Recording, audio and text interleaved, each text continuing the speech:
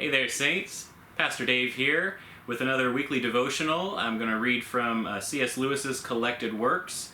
This is an excerpt from The Problem of Pain, and the subject here is moral perfection. The holiness of God is something more and other than moral perfection. His claim upon us is something more and other than the claim of moral duty. I do not deny it, but this conception, like that of corporate guilt, is very easily used as an evasion of the real issue. God may be more than moral goodness, he is not less.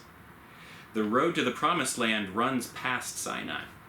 The moral law may exist to be transcended, but there's no transcending it for those who've not first admitted its claims upon them, and then tried with all their strength to meet that claim, and fairly and squarely faced the fact of their failure. You know, Saints, I've talked before about how Christianity is sometimes misunderstood as a religion that's all about the rules, that some of us feel like what we're supposed to be learning at church is how to behave correctly, and that's really the point.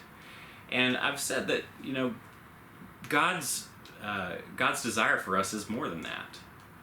That a relationship with God should be bigger than just keeping the rules, just following the laws. But as Lewis points out, it shouldn't be less.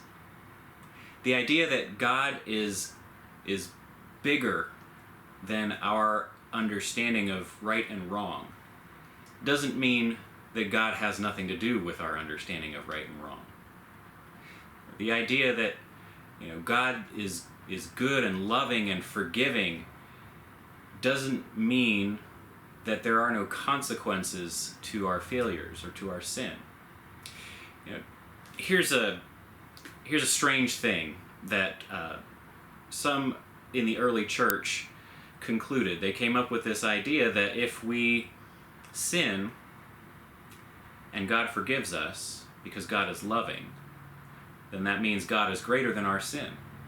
So if we sin more and God forgives that, then God is even greater. So why don't we just keep on sinning and God will keep on forgiving, and it makes God even better and better and better? Yeah, the logic there is a little weird, right? The Apostle Paul said, no, that's not how we do it. If we love God, we don't keep on doing the things that hurt God, that disappoint God, that upset God. Just the same as if we love our spouse, we love our kids, we love our parents, we love our friends, we don't keep on doing things that hurt them, that upset them, that disappoint them. That's not a very good way to show our love. If we wanted to do that just as some kind of test, as some way to prove their love for us, well, that would mean that the relationship was really very one-directional. That they had love for us, but we really didn't have much love or concern for them. We obey God. We pay attention to God's desires and to God's commands as a demonstration of our devotion to God. And so we don't try to be morally perfect because we are so devoted to the rules. We try to do the best we can because we are devoted to God. And because we trust that God is devoted to us, we know that if we fall short, when we fall short, God will be there to pick us up and help us try again. That's not an excuse not to try, but it's more like a safety net, that as we learn, as we become better and better at it, we don't have to fear failure because we know God is there to catch us. Saints, I hope that is a helpful devotional for you this week. I hope that gives you something to think about and ponder and move forward in your faith with.